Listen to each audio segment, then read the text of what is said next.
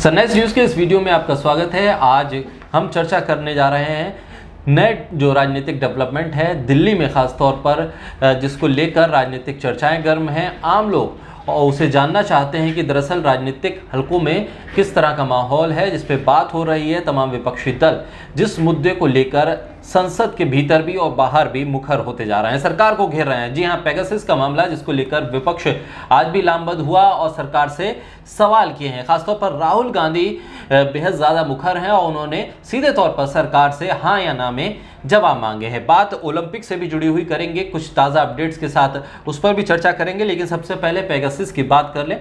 या राहुल गांधी आज मीडिया के सामने आए, तमाम विपक्षी जो नेता थे वो भी राहुल गांधी के साथ थे और ऐसे में राहुल गांधी ने सीधा सवाल सरकार से पूछा कि सरकार ये हाँ या ना में जवाब दे कि उन्होंने पेगासस सॉफ्टवेयर को खरीदा है या नहीं। ये एक बड़ा राजनीतिक हमला है।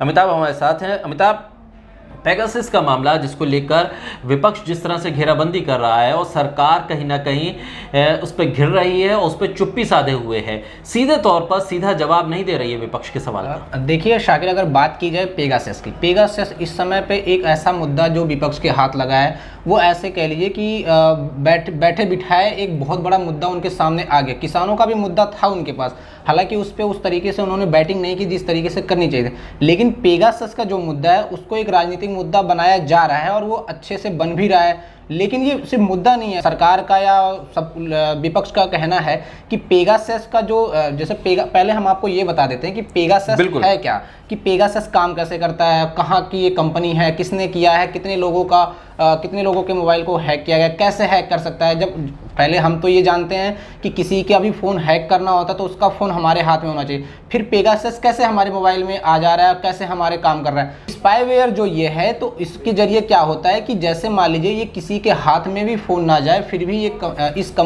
इस सॉफ्टवेयर के जरिए उसके मोबाइल की सारी सारी एक्टिविटी जानकारी ले लेते हैं। जैसे अगर मान लीजिए कि जैसे एक मिस कॉल के जरिए भी या एक लिंक जरिए सेंड करके उस पर अगर उसने क्लिक कर दिया और वो ओपन हो गया तो उसकी सारी डिटेल्स उसमें चली जाती है। जैसे कैमरा को भी उसमें कैमरे पिक्चर्स खींचे जाते हैं उसकी डिटेल्स चली जाएगी, और मैसेजेस जो सेंड किए जाते हैं वो भी चली जाएगी, और जो कॉलिंग होती है वो भी चली जाएगी। इसमें एक सबसे बड़ी चीज़ ये है कि जैसे आपने देखा होगा कि जब आप किसी को व्हाट्सएप पे मैसेज करते हो तो इनक्रिप्टेड मैसेज आता है, वो एक ऐसी सिक्योरिटी है। वो जैसे मान लीजिए हम व्हाट्सएप पे क्या चैटिंग कर रहे हैं वो व्हाट्सएप को भी नहीं पता चलती है। अच्छा। लेकिन इस सॉफ्टवेयर के जरिए हम ये भी पता कर लेते हैं कि ये बंदा या जिसकी हम जासूसी करते हैं उसके बारे में हम ये भी पता कर लेते हैं कि इसने व्हाट्सएप पे किसको मैसेज किया है, क्या मैसेज किया है। तो ये सारी सिक्योरिटी बहुत ही ये पूरे अंदर चला जाता है फ़ोन के। इसमें एक चीज़ ये है कि जैसे एप्पल अपनी सुरक्षा को लेकर जानी जाती है, एप्पल का कहना है कि हमारी सुरक्षा को कोई भेद नहीं सकता है। ये पेगासस एक ऐसी कंपनी है जो एप्पल की भी सुरक्षा को भेद दी है, तो ये अपने आप में एक बड़ा है। ये 2017 से 2019 के बीच में भारत सरकार पे ये आरोप लगा कि भारत सरकार 2017 से 2019 के बीच कुछ राजनीतिक जो नेता थे कुछ राजनीतिक दलों के नेताओं के जासूसी करवाई, कुछ पत्रकारों के जासूसी, ये आरोप लगा उनके ऊपर। इसी को लेकर विपक्ष लामबंद है। विपक्ष का कहना है कि अगर सरकार ने ये काम किया है तो ये हमारे लोकतांत्रिक जो मुद्दे हैं, लोकतांत्रिक अधिकार, हाँ, वो हमारा हनन, उसके अधिकारों का हनन हो रहा है। इसमें समझने वाली बात यह है कि सरकार इस पे जवाब नहीं देना चाहती, सरकार इस पे बातचीत नहीं करना चाहिए। जैसे ही संसद चलने की बारी आती है, विपक्ष इस मुद्दे पे बातचीत करने की बात रखता है और सदन को स्थगित कर दिया जाता है। इसी मुद्दे को लेके आज मल्लिकार्जुन खड़गे के निवास पर इस पे बातचीत हुई और 14 नेता, जिसमें शिवसेना से संजय राउत और एनसीपी से प्रफुल्ल पटेल जैसे दिग्गज नेता इसमें शामिल हुए और उन्होंने अपनी बात रखी। उसके बाद सभी नेता आते हैं, प्रेस कॉन्फ्रेंस करते हैं। प्रेस कॉन्फ्रेंस में राहुल गांधी सिर्फ एक सवाल करते हैं। उनका ये कहना है कि भारत सरकार इसकी पुष्टि कर दे कि ये पेगासस भारत सरकार ने खरीदी है या नहीं।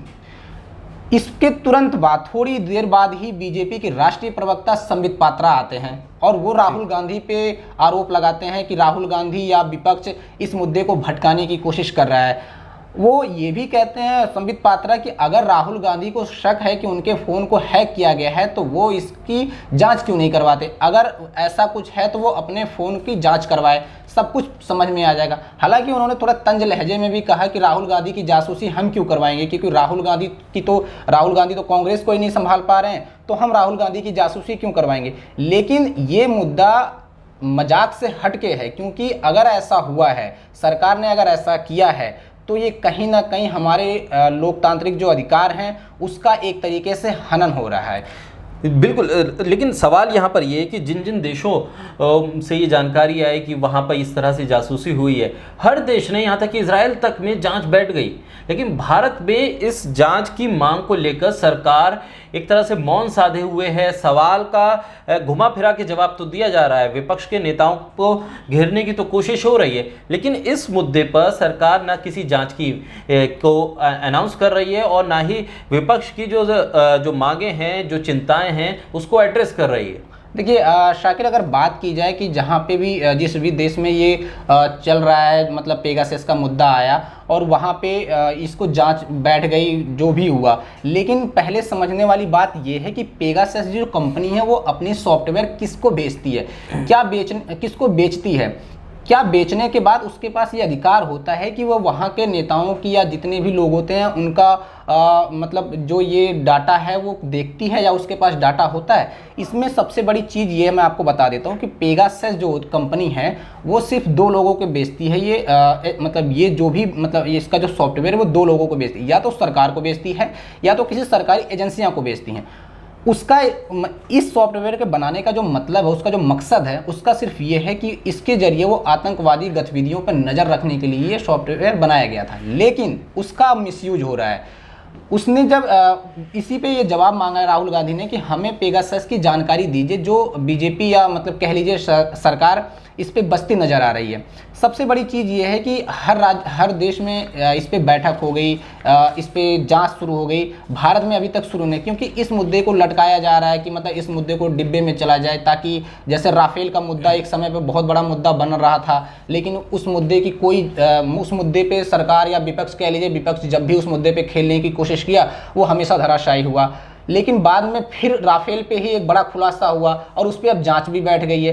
तो वैसे ही ये मुद्दा है, इस मुद्दे पे भी हो सकता है कि अभी सरकार इससे बचती हुई नजर आ रही है, लेकिन अगर विपक्ष इसी तरीके से सरकार पे हमलावर होता है या सरकार से इस पे बात खुलवाने की कोशिश करता है, तो ये बात निकल के कुछ ना कुछ तो सामने आएगी कि क्या सरकार सचमुच ऐसे की है या नहीं। बिल्कुल, और जिस तरह से ये बात आपने जो जानकारी दी कि ये जो सॉफ्टवेयर है, जो कंपनी है, वो सिर्फ सरकार को या सरकारी एजेंसियों को देती है, तो ऐसे में सवाल ये कि अगर भारत के भीतर राजनेताओं की, जजों की और अलग अलग सेक्टर के लोगों की जासूसी हुई, तो क्या सरकार ने इसकी परमिशन दी या सरकारी एजेंसी कोई इसमें इन्वॉल्व थी? इस पर सरकार की तरफ से चुप्पी है, गृह मंत्री की तरफ से कोई जवाब नहीं आ रहा, जो हमारे NSA हैं उनकी तरफ से कोई इस तरह का स्पष्टीकरण नहीं है, किस तरह की कोई जांच नहीं है, क्योंकि ये अंदरूनी हिस्से में, मतलब आप बाहर की किसी गतिविधि पर नज़र रखने के लिए आतंकवादी संगठनों की जासूसी करें या उनकी जानकारी हासिल करने के अलग अलग तरीके अपनाएं, वो बात समझ में आती है, लेकिन अपने ही देश के राजनेताओं के अगर फ़ोन इस तरह से सॉफ्टवेयर के ज़रिए हैक किए जा रहे हैं, जानकारी ली जा रही है, तो मामला बहुत संगीन है, लेकिन इस पर संजीदा नहीं है सरकार। देखिए शाकिर, अगर बात की जाए कि सरकार के पास इसका डाटा है या नहीं है, जब पेगासस ये सॉफ्टवेयर किसी देश की एजेंसी को या किसी सरकार को बेचती है तो उसके पास इसका कोई डाटा नहीं होता, ना ही वो किसी भी देश के या मतलब वहाँ की किसी भी आदमी की वो निगरानी रखती है। ये सारा कुछ वही कंपनी करती है जो इसको खरीदती है। तो अगर भारत सरकार ने इसको खरीदा है तो जाहिर सी बात है इसका सारा डाटा भारत सरकार के पास है कि वहाँ की सरकारें क्या कर रही हैं, क्या नहीं कर रही हैं, सब मतलब वहाँ पे जिनका भी इन्होंने हैक किया है, जिनका भी फ़ोन हैक किया गया है, सबके फ़ोन का डाटा उस सरकार के पास है। अब रही बात कि क्या भारत सरकार के पास इसका अधिकार है, देखिए अमूमन होता क्या है कि ये बात जब अभी तो जब कैबिनेट विस्तार हुआ उसके बाद जी किशन रेड्डी को केंद्रीय कैबिनेट में शामिल कर दिया गया था, लेकिन उसके पहले वो गृह राज्य मंत्री थे। उन्होंने एक जवाब दिया था, उनका ये कहना था कि हम अमूमन एक दिन में 275 से 300 के आसपास जो होता है वो फ़ोन को मतलब जो कुछ ऐसे फ़ोन होते हैं, कुछ ऐसे संदिग्ध कॉल्स मिलते हैं हमें जिसकी हम जांच करते हैं, जिसका हम मतलब ये सरकार के पास एक कानून के तहत ये अधिकार है कि कुछ फ़ोनों मतलब कुछ ऐसे संदिग्ध कॉल्स का या ही उन्होंने अपने प्रतिद्वंदी को अच्छी खासी मात दी। वो हरियाणा के भिवानी की रहने वाली हैं और सबसे बड़ी चीज़ है कि उनकी ज़िंदगी में जो उतार चढ़ाव आए हैं वो बहुत ही दिलचस्प हैं। जैसे कुछ जब उन्होंने 2016 में रियो ओलंपिक में उनको शामिल होना था, उसके 6 महीने पहले ही दिवाली का समय था और दिवाली में पटाखे जलाते उनके हाथ जल गए थे। वो हाथ से उबर ही रही थी तब तक उनके कंधे में चोट लगी। एक समय उनको ऐसा लग रहा था कि उनका कैरियर अब खत्म हो चुका है, लेकिन वही है कि अगर आपने कुछ ठान लिया है कि आपको ये करके दिखाना है तो आप करके दिखाएं। और उसका जीता जागता उदाहरण अगर कोई है तो वो पूजा रानी है। जब ये बॉक्सिंग में आने की बात करी थी तो उनके पिताजी जो अभी पुलिस अधिकारी हैं वो उनका कहना था कि जो बॉक्सिंग में जाते हैं वो अमूमन गुस्सैल लोग होते हैं, क्योंकि उसमें बहुत ही आपको बचाव भी करना है, आपको मुक्के भी मारने हैं, सब कुछ करने होते हैं। तो वो अपनी मतलब बेटी को, पूजा रानी को, वो इसमें नहीं भेजना चाहते थे बॉक्सिंग में, लेकिन फिर भी उन्होंने परिवार के खिलाफ जाके ये बॉक्सिंग में गई, बॉक्सिंग रिंग में उन्होंने प्रैक्टिस की, अच्छा किया और आज वो जीत के भी अपने प्रतिद्वंदी को हरा के जीत के भी आई हैं। बस एक कदम दूर और है वो मेडल से। अगर वो एक कदम क्रॉस कर लेती हैं तो उनका मेडल मतलब पक्का हो जाएगा, भारत के झोली में एक मेडल और आ सकता है। चलिए अमिताभ, बहुत शुक्रिया। और ये तमाम अपडेट्स थी अब तक ओलंपिक से भी और राजनीतिक हलकों में क्या कुछ महत्वपूर्ण रहा वो हमने आज इस चर्चा में आपके सामने रखा। फिलहाल ये वीडियो आपको कैसा लगा कमेंट्स बॉक्स में बताइए और लगातार सनराइज न्यूज़ के यूट्यूब चैनल को लाइक कीजिए, सब्सक्राइब कीजिए और ज़्यादा से ज़्यादा कीजिए शेयर।